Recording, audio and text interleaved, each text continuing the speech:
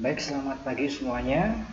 Di sini Bapak akan melanjutkan materi mengenai masa pemerintahan Herman Willem Daendels. Sebelumnya kita pernah membahas mengenai VOC ya. Nah, ini materi lanjutannya.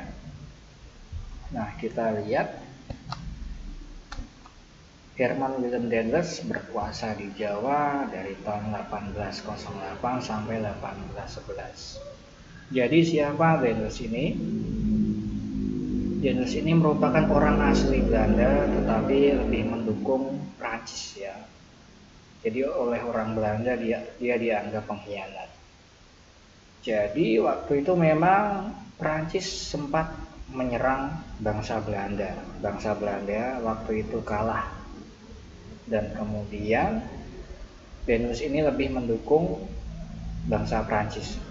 Ya, Daendels ini sangat terkesan dengan semboyan revolusi Prancis yaitu Liberté, Égalité, dan Fraternité ya, sehingga dia lebih mendukung pemerintahan Prancis.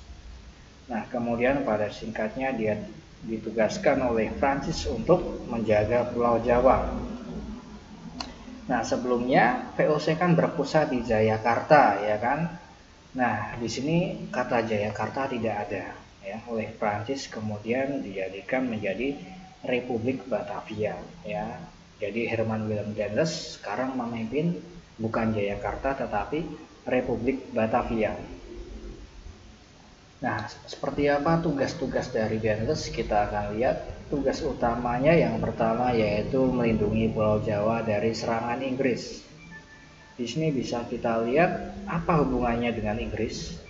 Ya, sewaktu Prancis menjajah Belanda, di situ Raja Belanda berhasil melarikan diri sampai ke Inggris, yaitu Raja Willem kelima. Di situ Raja Willem kelima memberikan petuah kepada Inggris agar Inggris segera menguasai Pulau Jawa. Nah, Pulau Jawa saat itu sedang dikuasai oleh Daendels ya. Maka waktu itu Inggris dengan semangat pergi ke Pulau Jawa. Nah, di sini ya tugas utama dari Daendels yaitu melindungi Pulau Jawa dari serangan Inggris. Begitu penjelasannya. Kemudian Daendels juga ditugaskan untuk memberantas penyelewengan kekuasaan dan tindakan korupsi. Jadi Daendels itu melihat pengalaman bahwa VOC waktu itu runtuh karena adanya korupsi. Maka dari itu Daendels di sini juga bertugas untuk menindak siapa saja yang melakukan korupsi. Nah, itu ya. Kemudian kita akan lihat kebijakannya di bidang militer dan pertahanan. Yang pertama dia membangun jalan Anyer Panarukan atau yang biasa disebut jalan pos ya. Kenapa disebut jalan pos? Karena memang jalan tersebut di setiap beberapa kilometer didirikan, bisa dibilang pos ya, didirikan pos yang berguna untuk mengirim dan menerima surat.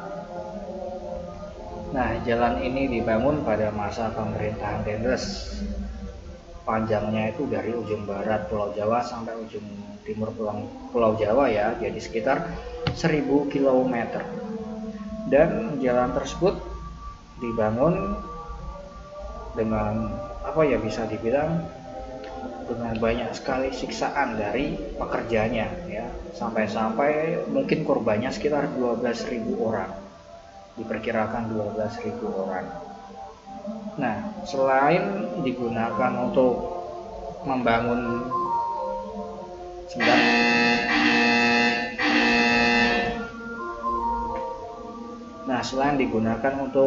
mengirim dan menerima surat, jalan ini sebenarnya juga digunakan untuk bisa dibilang untuk jalur tentara-tentara Inggris ya, yang misalkan mau pergi dari wilayah A ke wilayah B, karena waktu itu jalur laut sudah dikepung oleh pasukan Inggris. Jadi jalur satu-satunya melalui jalur darat, maka harus dibangun jalan Anyer Panarukan ini. Kemudian yang kedua membangun benteng pertahanan baru untuk jaga-jaga misalkan sewaktu-waktu Inggris datang.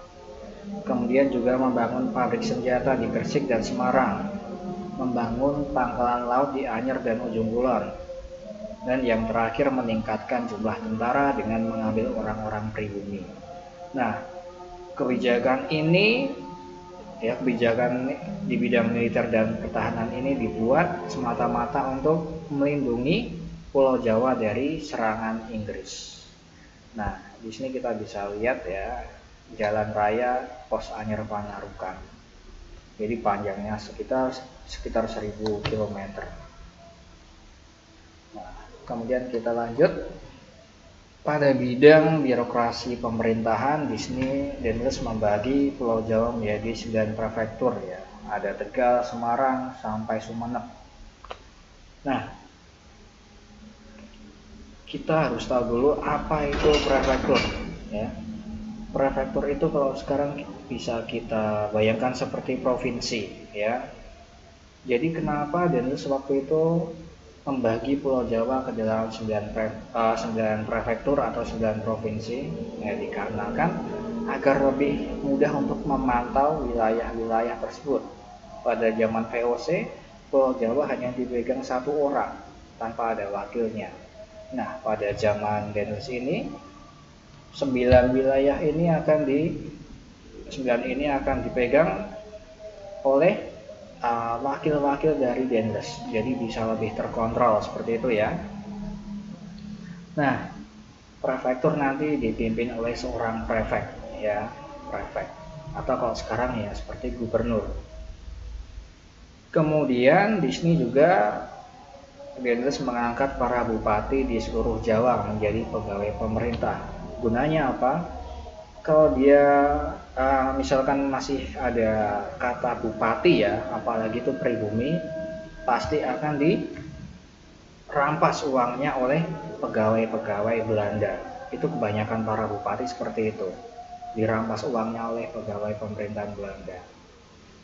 Nah, semenjak itu Denles mengeluarkan kebijakan bahwa para bupati diangkat menjadi pegawai pemerintahan. Maka dari itu gak ada lagi yang berani untuk memeras para bupati tersebut. Karena misalkan ada yang berani memeras bupati tersebut, maka harus berhadapan langsung dengan Denles. Kemudian kebijakan yang ketiga adalah menaikkan gaji para pegawai ya, dengan harapan tidak ada lagi pegawai yang korupsi karena gajinya sudah tercukupi. Kemudian menindak tegas pegawai yang korup, siapa saja ditindak oleh Denles, tidak peduli ya, dia adalah pemimpin terkemuka, tapi dia harus tetap ditindak, misalkan melakukan kesalahan yaitu korupsi. Kemudian di sini Denles juga mendirikan badan peradilan yang disesuaikan dengan adat istiadat yang berlaku ya. Jadi khusus untuk orang pribumi diadakan pengadilan sendiri yang hukumannya mengikuti hukum adat istiadat zaman dulu. Jadi hukum Belanda atau hukum si Denles ini nggak berlaku lagi ya, seperti itu. Itu khusus untuk orang pribumi. Nah, untuk lebih jelasnya kita lihat. Baik, kita akan lanjutkan ke kebijakan Herman Willem Denles di bidang hukum dan peradilan. Nah, di sini Denles membentuk 3 jenis pengadilan.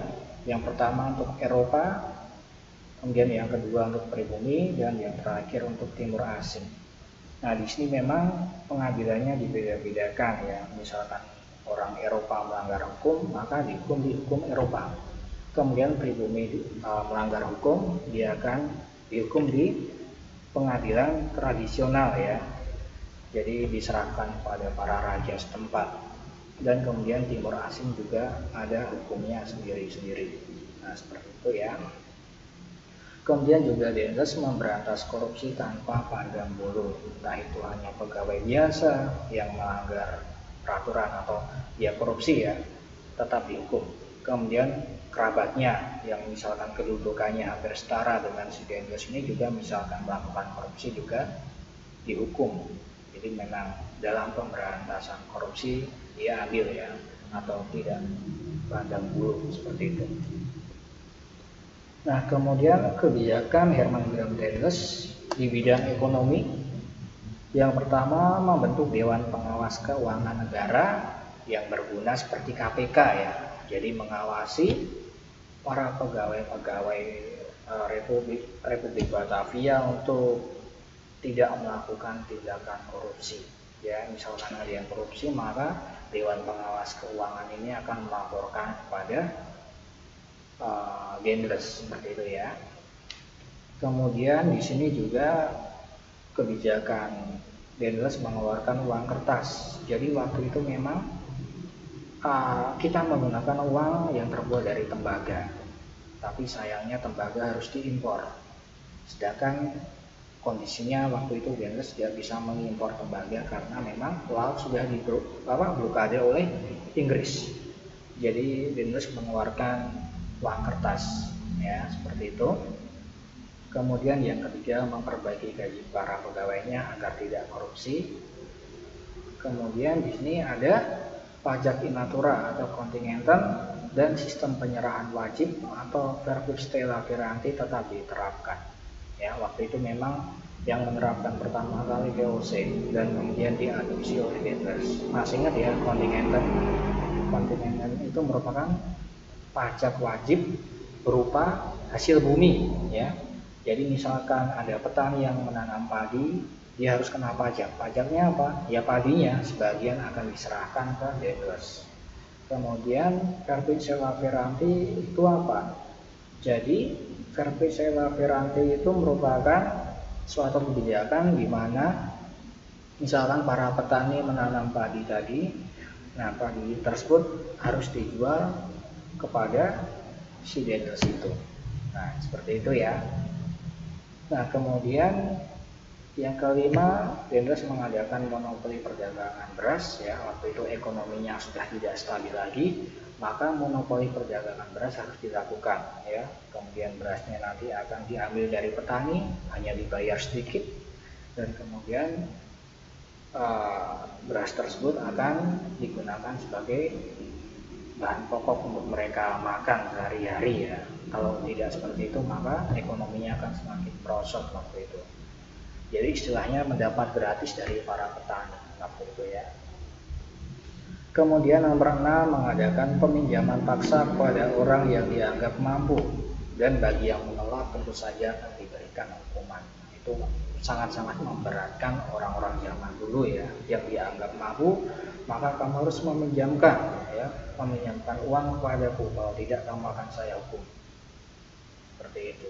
Tapi biasanya ini berupa hasil panen ya, yang dipinjam oleh Dendles. Ya dipinjam diartikan nggak mungkin dikembalikan sebenarnya waktu itu ya. Jadi merampas waktu itu, lebih ke merampas, tetapi bahasanya peminjaman ya, mungkin agar lebih halus istilahnya. Nah kemudian mengadakan Branderstelsel, yaitu kewajiban bagi rakyat Priangan dan sekitarnya untuk menanam tanaman ekspor atau kopi. Ini lebih mengarah ke tanam paksa. Mereka menanam kopi, kemudian panennya nggak dibayar oleh si Dendles ini. Ya, oke, seperti itu di bidang ekonomi. Kemudian kebijakannya di bidang sosial, di awal sudah Bapak jelaskan bahwa rakyat waktu itu dipaksa melakukan kerja rodi ya, khususnya untuk membangun jalan Anyar Panarukan sampai memakan sekitar 12.000 korban ya. Kemudian perbudakan dibiarkan berkembang ya karena ada kerja rodi tersebut. Nah nomor 3, menghapus upacara penghormatan kepada residen, sunan ataupun sultan ya, khususnya untuk raja ini. Jadi waktu itu ya, sebelum ada Dendles ya, sebelumnya itu kan VOC yang mengatur segala sistem pemerintahan di Nusantara. Nah waktu itu pemimpin VOC tidak berani terhadap raja-raja setempat ya, kedudukannya masih lebih tinggi raja. Tapi semasa Dendles ini dia nggak mau seperti itu. Dendles kedudukannya harus sama dengan raja ya, yang dulunya misalkan ada pemimpin VOC menghadap raja, dia harus bisa dibilang berlutut ya sampai ke singgasana raja. Tapi kalau Dendles nggak mau, dia main jalan aja ke tempat raja ya kan, tidak memberi penghormatan sedikit pun, karena menurutnya kedudukannya sama dengan raja, bahkan bisa dibilang lebih tinggi. Itu keinginan Dendles waktu itu ya. Jadi raja nggak dihormati zaman dulu. Dan yang keempat, membuat jaringan pos distrik dengan menggunakan kuda pos.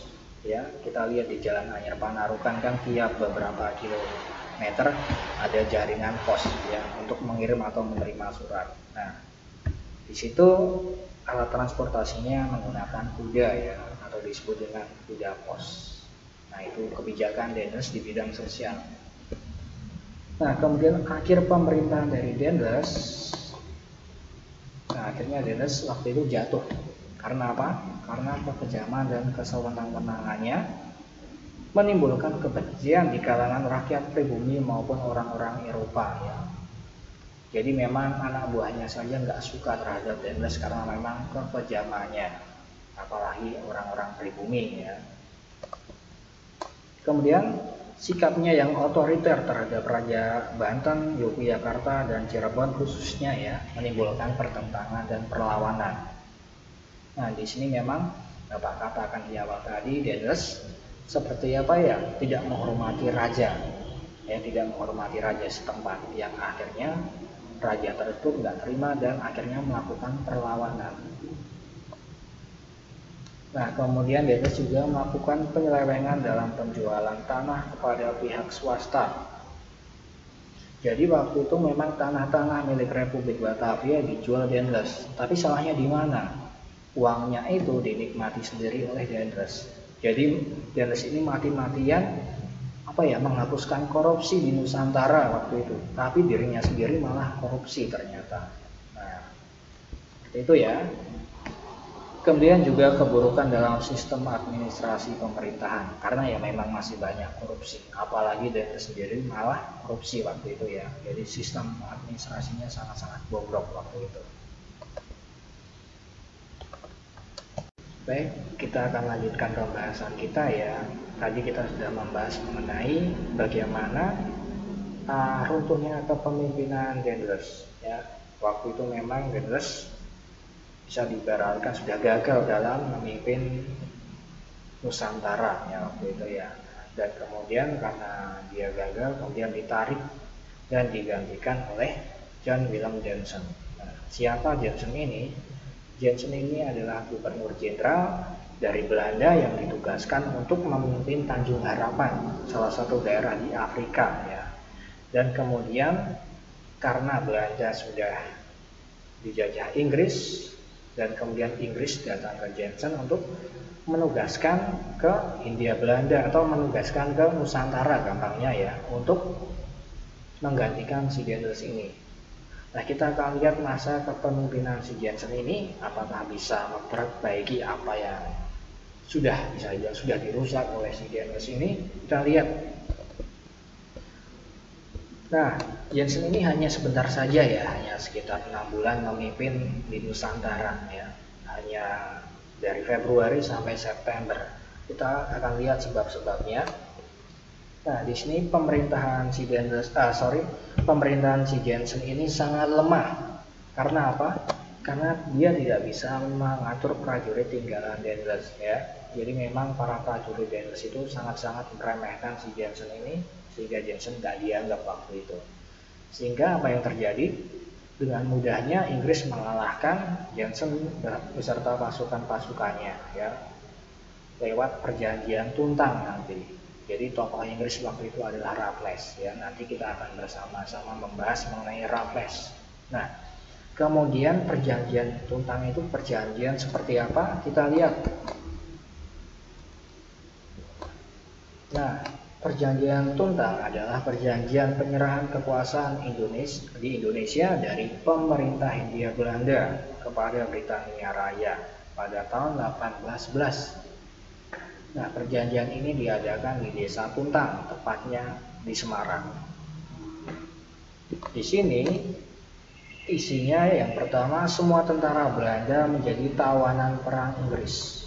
Yang kedua, orang Belanda itu dapat dipekerjakan dalam pemerintahan Inggris. Jadi yang menjadi tawanan nanti biasanya dipekerjakan di dalam pemerintahan Inggris waktu itu. Dan yang terakhir, hutang Belanda yang sangat banyak itu tidak menjadi tanggungan Inggris ya. Meskipun Inggris sudah berkuasa atas Belanda, tetapi hutang-hutang Belanda bukan merupakan tanggungan Inggris waktu itu. Nah, Bapak kembali lagi membahas mengenai perjanjian Tuntangnya ya. Jadi perjanjian Tuntang diadakan di Desa Tuntang, tepatnya di Kota Semarang ya.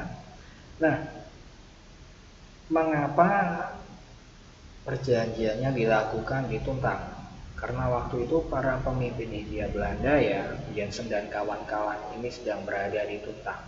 Dan kemudian Inggris mengetahui, akhirnya menyerbu daerah Tuntang ya, Desa Tuntang, dan akhirnya Jensen tidak bisa apa-apa lagi ya, sehingga dimatikan oleh Inggris waktu itu pemerintahannya, karena para pemimpinnya berada di Desa Tuntang semua. Dan di situ juga terjadi perjanjian Tuntang, mereka menyerah. Nah, seperti itu ya. Nah, itu saja yang akan itu saja yang kita bahas pada masa pemerintahan Dendels dan Jensen. Nah, seperti itu ya. Terima kasih.